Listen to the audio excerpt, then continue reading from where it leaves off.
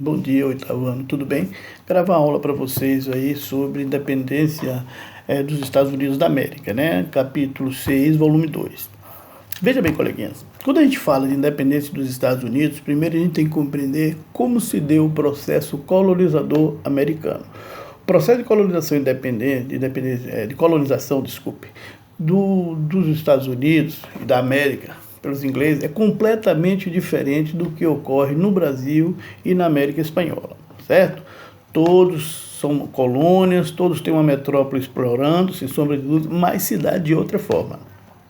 Na Inglaterra, há uma série de fatores envolvidos, como, por exemplo, a questão das perseguições religiosas, que muitos colonos passam a sofrer na Inglaterra após a criação da Igreja Anglicana por Henrique VIII. Né?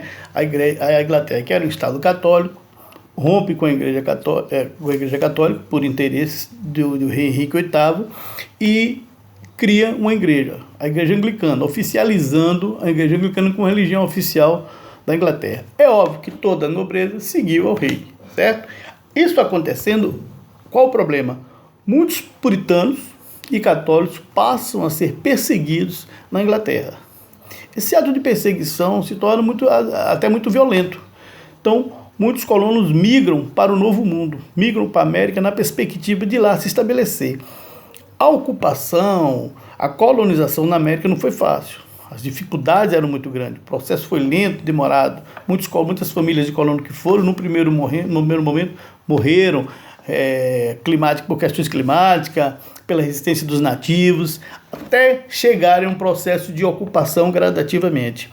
Só que esses colonos que vão para a América, eles vão dispostos a lá se fixarem, lá se estabelecer. Não existia a possibilidade de fazer riqueza e voltar para a Inglaterra. Eles por lá pretendiam permanecer. A gente sabe que as colônias na América, elas se formou de ter um formato completamente diferente. Lá ficou dividido em colônias do norte e colônias do sul. As colônias do norte com características mais aos tipos das propriedades rurais que eles tinham na Europa. Por exemplo, pequenas propriedades, né?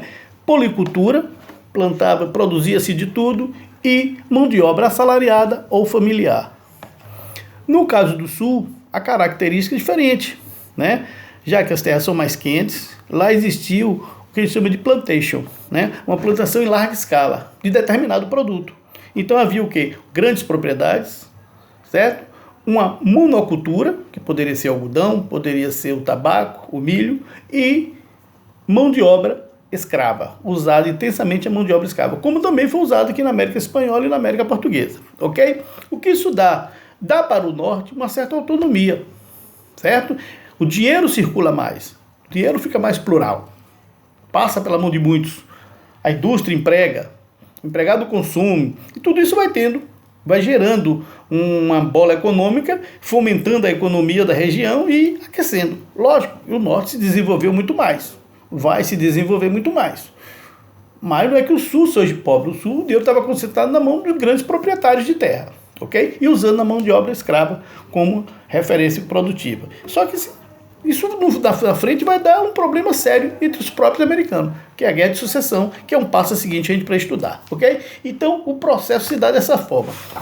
Esse processo colonizador também tinha algo muito interessante. A Inglaterra, de certa forma, dava certa liberdade envolvida na Guerra dos 7 Anos com a França. Ela deu certa liberdade a esses colonos por um determinado período, enquanto ela estava lá envolvida na questão da Guerra dos 7 Anos. Isso faz com que, nesse período, esses colonos desenvolvam um comércio interno muito forte, o chamado comércio triangular, entre a América, África e Antilha.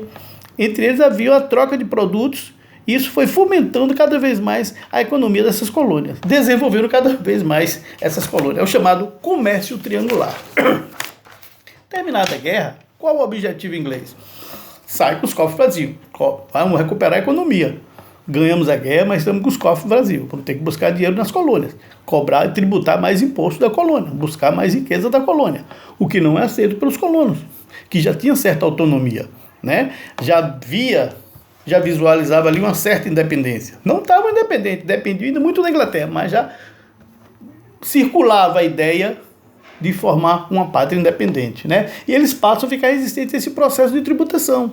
E os impostos são taxativamente impostos pela Inglaterra, como o imposto do chá, do açúcar, do selo, até chegar nas leis de coerção, que foram obrigados a pagar todo pelo chá jogado num porto de Boston, jogado ao mar, por resistente ao processo, não aceitando essas cobranças, até as leis de coerção, nas quais, e as leis intoleráveis, nas quais os colonos eram obrigados a dar quartelamento de comida aos soldados britânicos. Isso vai fazer um processo de desgaste muito grande entre os colonos e a metrópole, ok?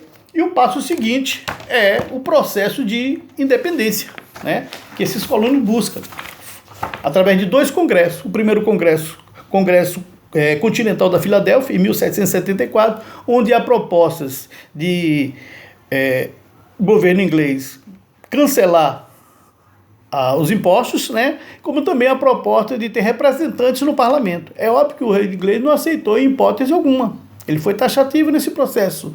No segundo congresso, um ano depois, em 1775, também na Filadélfia, o segundo Congresso Continental da Filadélfia, os colonos já veem aí a possibilidade de que, sem diálogo, o passo seguinte seria o quê? O caminho para a independência, né? Buscar um processo, lutar pela independência da colônia. E o que acaba acontecendo?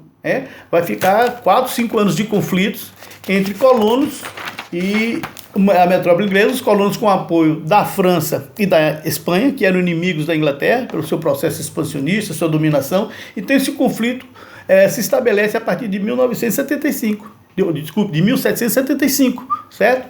É onde os colonos começam a resistir ao processo de ocupação inglesa, certo? Tendo apoio dessas metrópoles que eu citei. Então, essa caminhada pela independência é árdua, muito sangue, muito derramamento, muita morte, mas foi o caminho que os colonos encontraram. Nenhum processo de independência dificilmente se dá pacificamente, certo? Sempre há uma resistência. Então, esse momento faz com que consolide-se a ideia de uma pátria independente. Aí eu passo o seguinte, a formação de uma nação. Compreender que os Estados Unidos vai ser o primeiro país republicano que se vai estabelecer no mundo. A primeira nação que surge com a ideia de república, ok? Então, a Constituição americana adota essa forma de governo, cria também as ideias de Montesquieu, os 3 poderes, executivo, legislativo e judiciário, certo? Cria uma autonomia para o poder executivo, para o poder judiciário e o legislativo, como eu lhe falei, e estabelece uma república, e a primeira república no mundo a partir daquele momento. Lógico, pautado em vários princípios que estabelece principalmente os tratados após as ideias iluministas que se difundiu muito fortemente na América, ok? Qualquer coisa, estou às ordens, espero que tenham gostado, bom proveito.